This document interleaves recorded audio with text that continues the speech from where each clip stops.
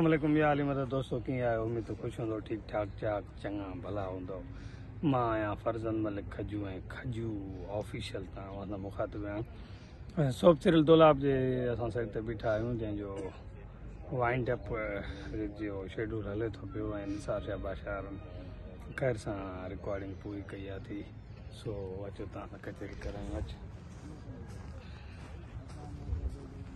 जी एजाज मला साहब छा हाल आहे ख़ुशि आहियो सोप सीरियल दोलाब जे सेट ते पंहिंजो 7 महीननि जो सफ़र रहियो ऐं खैर तव्हांजी रिकॉर्डिंग पूरी थी वई आहे तव्हां छा चवणु चाहींदो अल्हम्दुलिल्लाह तमामु मज़ो आहे मोहबत मिली ऐं ॿ अॻियां स्पेल गर्मीअ में कढियासीं हींअर मौसम ॾाढी भली चौका जेकर अञा हले आहे व्यूअर्स जेके ॾिसनि था उन्हनि खे तमामु सुठो मज़ो आयो आहे पर ड्रामो पंहिंजी पुॼाणीअ ते पहुतो अच्छा जो ही असां सां गॾु साईं निसार शाह बादशाह जी अॼु खैर रिकॉर्डिंग पूरी थी आहे सोप सीरियल दोलाब जे सेट ते 6-7 महीननि जो सफ़र वरी नसीब आहे मिलण सॼी संगत थी आहे खजू ऑफिशियल तां मुखातिब हूंदा दोस्तों ड्रामे जो आखिरी शेड्यूल हो जेको पूरो थियो मुंहिंजी रिकॉर्डिंग ख़तम थी वई आहे इंशाल्लाह सुबुह जो सवेल मां ॻोठ वेंदुसि बहरहाल 4 शेड्यूल कयासीं खजू असांजो बच्चो अलाह ख़ुशि करेसि हिन जेका इज़त मोहबत प्यार ॾिनो उहो असांखे सदाईं यादि हूअं बि यादि आहे असांखे विसरंदो त हूअं ई कोन्हे नंढो हुयो जो असां सां गॾु अलाह ख़ुशि कंदुसि बहरहाल सॼी टीम पंहिंजी हुई असांजो उमेद अली कलवड़ा रहीम जोतई आहे इरफान शेख आहे असांजो आज़म मेंगल आहे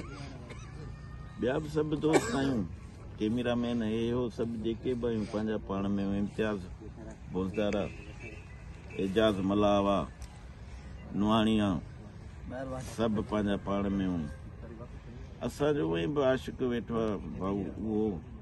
सभु पंहिंजा पाण में हूं साईं जावेद अबड़ो आहे अलाह सभिनी खे ख़ुशि करे हूअं बि असां जिथे रिकॉर्डिंग कंदा आहियूं ईअं सम्झ त ॼण पंहिंजे घर वारो माहौल हूंदो आहे की चर्चो भोग खील बाक़ी हाणे किरदार आहिनि उहे सभु को पंहिंजे हिसाब सां अदा थो करे पोइ हाणे जहिड़ो आहे त जहिड़ो सही दोस्ती आहे त दोस्ती सही दुश्मनी आहे त दुश्मनी सही बहरहाल ॾाढो मज़ो आहे अलाह कंदो सदाईं ख़ुशि हूंदे खजू जी असां सां गॾु इरफान शेख साहब ऐं रहीम जोतई साहब मौजूदु आहिनि खजू ऑफिशियल ते असांजो ड्रामे जो आख़िरी स्पेल जेको खैर सां साईं निसार शाह रिकॉर्डिंग पूरी कई आहे सो तव्हांजो मूंसां फर्स्ट टाइम ड्रामो हुयो गॾु कयोसीं ड्रामे सो ॿ लफ़्ज़ साईं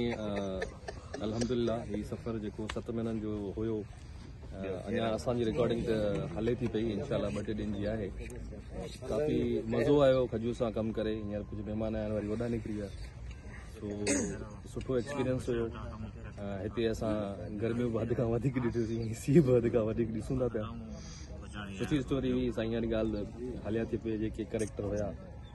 उनमें जड़ा बि हुया जटा बि हुया प्यार बि हुयो अल्हम्दुलिल्लाह सभु हीउ जेको सफ़र हुयो 7 महीननि जो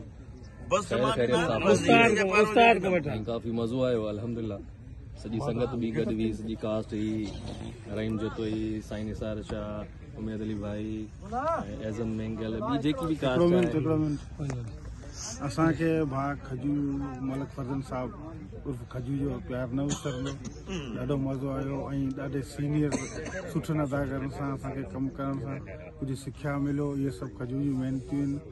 वॾी महिरबानी अलाह पाक नंढी उमिरि में जेको हिन असांखे मोहबतूं ॾिनियूं ऐं जेको जहान असां हिते ॾिठोसीं ॾाढो मज़ो आयो अलाह पाक ख़ुशि रखे जी तव्हांजे उस्ताद सां ॻाल्हि करण जो सर्दी पिया जी बाबा